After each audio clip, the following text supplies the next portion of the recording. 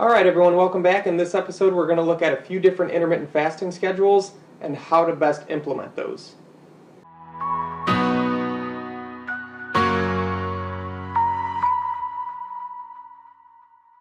So the most important thing about picking an intermittent fasting schedule is finding one that you will consistently stay with.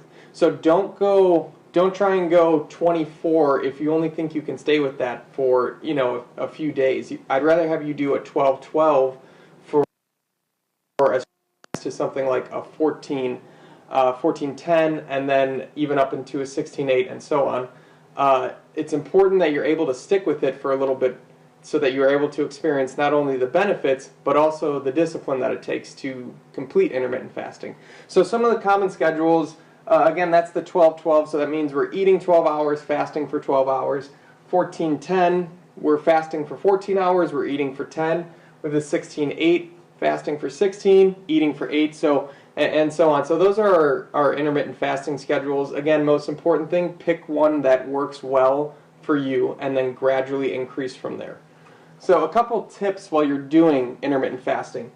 Most importantly, we want to eat with our circadian rhythm. So our circadian rhythm is our body's natural clock. It's kind of how we work in our day light schedule. So you wake up in the morning, your body starts to produce all its regular normal hormones that it does in the morning. So it'll start to break down some sugar, it'll start to put some sugar into the blood, it'll start to get you ready for your day, versus at nighttime we're kind of winding down, and that's very natural. So we're starting to produce things like melatonin. The lights should be low in the house so that we're able to produce more melatonin. So that's our natural circadian rhythm. So we're wired to be awake in the day, asleep at night. So eating should coincide with that, meaning we should be eating throughout the day and we shouldn't be really eating much at night.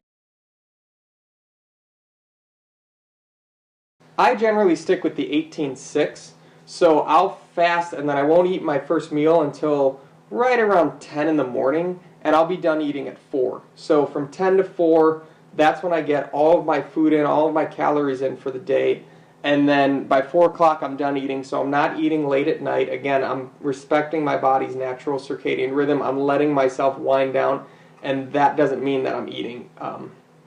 Keeping food intake to 0 at nighttime is very important to keep with your body's natural rhythm.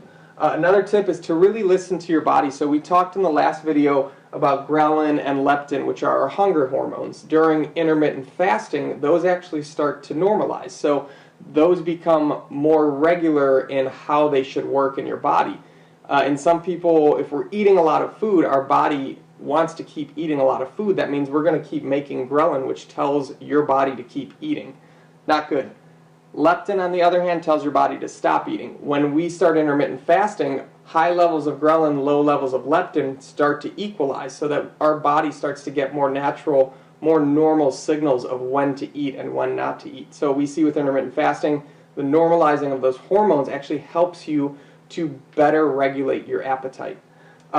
We want to be increasing our water intake. So a lot of people that eat throughout the day, they're actually not eating because they're hungry, they're eating because they're dehydrated.